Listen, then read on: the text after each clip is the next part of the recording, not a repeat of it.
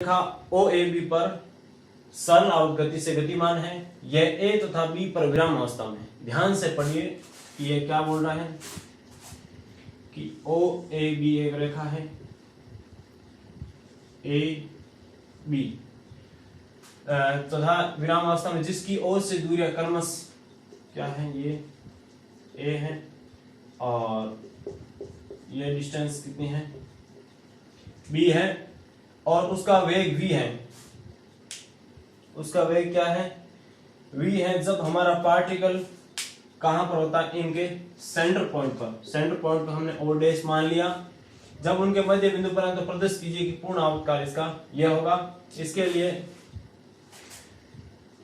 यहां पर हमने ध्यान देना क्या है कि जो पॉइंट ओ दे रहा वो इन दोनों का सेंटर न होकर कोई अन्य पॉइंट है जो सेंटर है, यानी हमें किसकी बात करनी, केवल इसकी।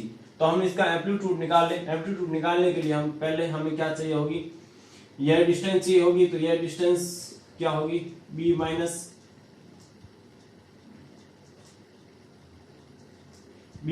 ए होगी। कहां तक, ए से लेकर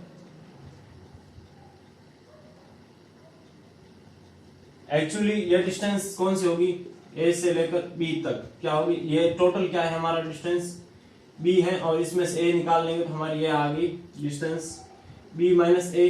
तो इनका आयाम क्या होगा, आयाम हम जानते हैं कि ओ डे से लेकर बी तक की होगी, तो वो क्या हो जाएगा, बी माइनस ए बाई 2।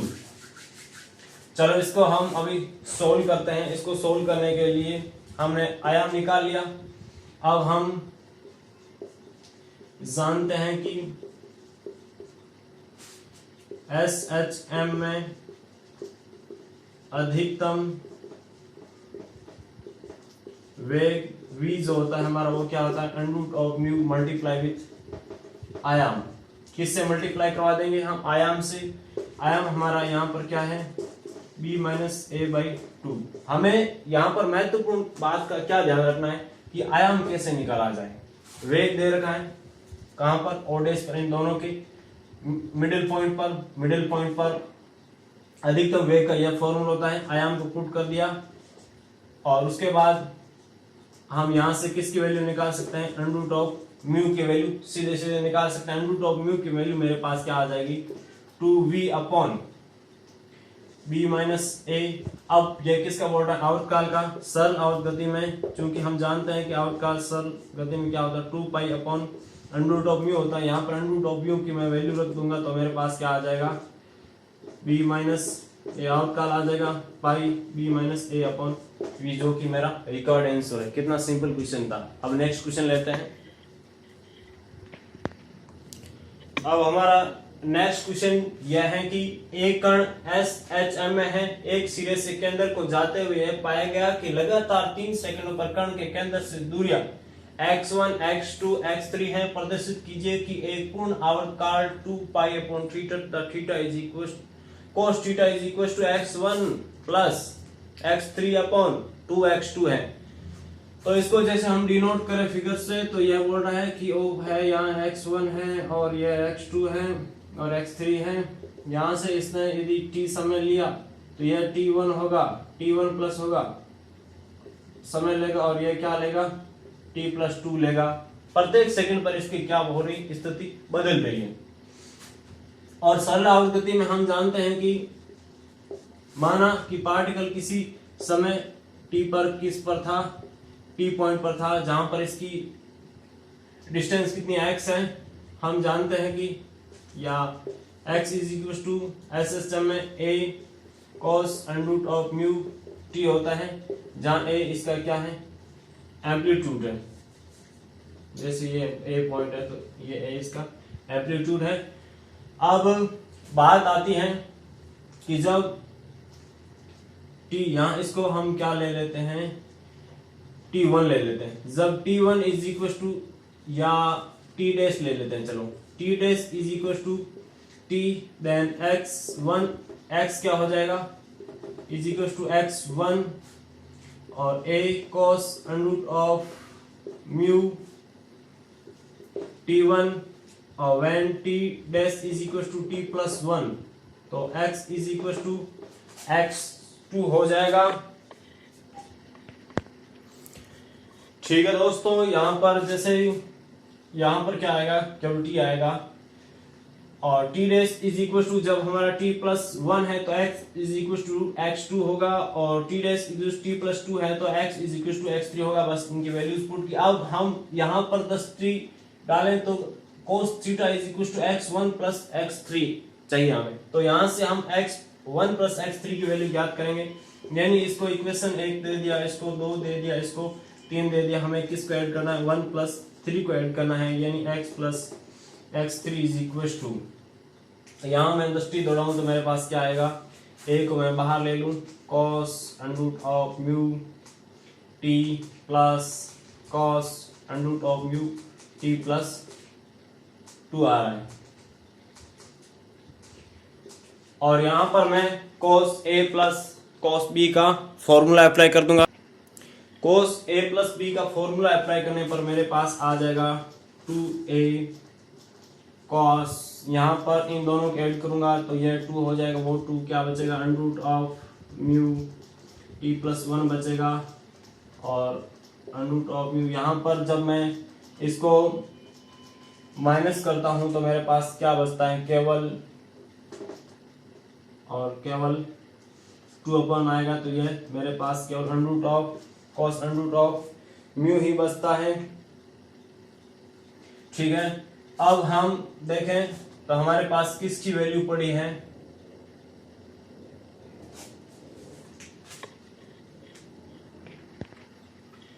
इसकी वैल्यू पड़ी है। कहां से, यहां ऊपर से।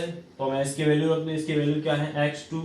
इसकी वैल्यू कब होगी, जब मैं इसको a के साथ मल्टीप्लाई करवाऊंगा तो x2 cos under root of mu x1 plus x3 आ रहा है।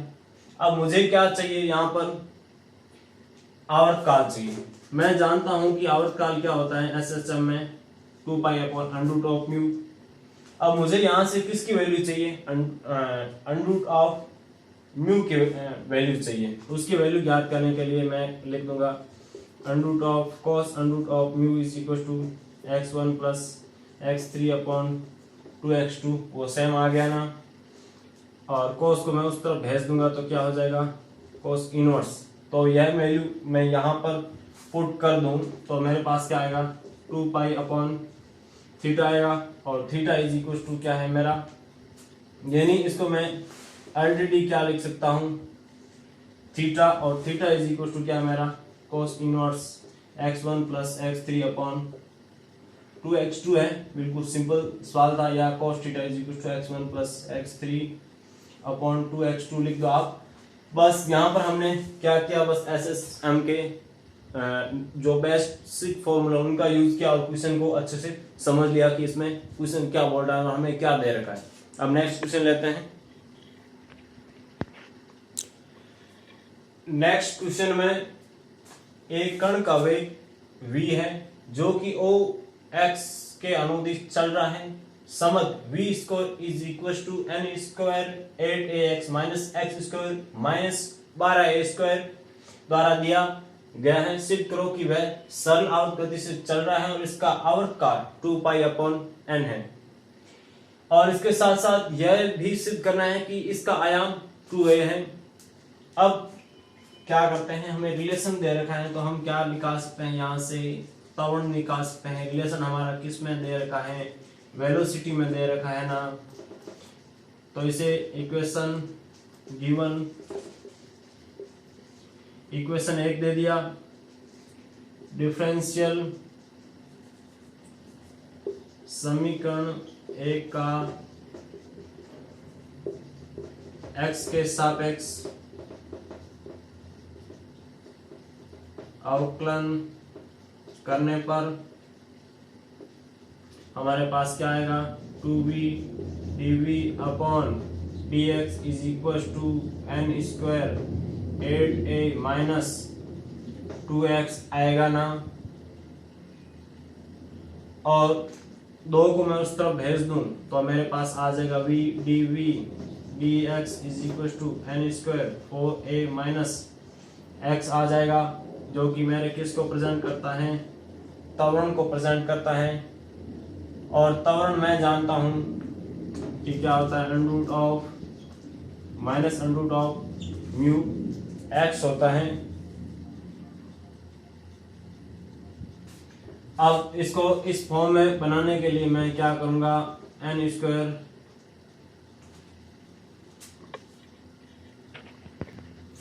यहां से मैं माइनस बाहर कॉमन लूंगा, तो माइनस बाहर कॉमन लिया एक्स माइनस 4a बन गया। और इसको मैंने क्या मान लिया, capital X minus n square capital X is equal to minus under root of mu X. यानी यहाँ से अंडर रूट ऑफ म्यू की वैल्यू हमारे पास क्या आ गई, एन स्क्वायर, यानी mu is equal to n आ गया। और हम जानते हैं कि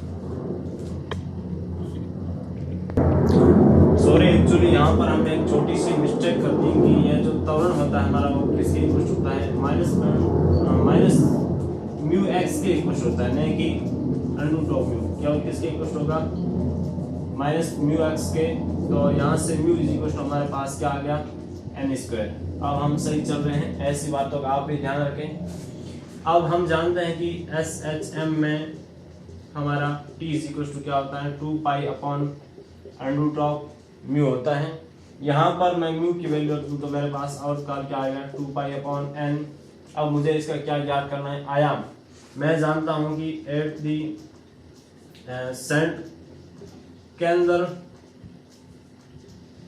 केंद्र बिंदु पर मेरा जो त्वरण होता है, इसको हम पहले इस प्रकार से लिख दें कि ये ए है और ये बी है, ये ए है, ये ओ है।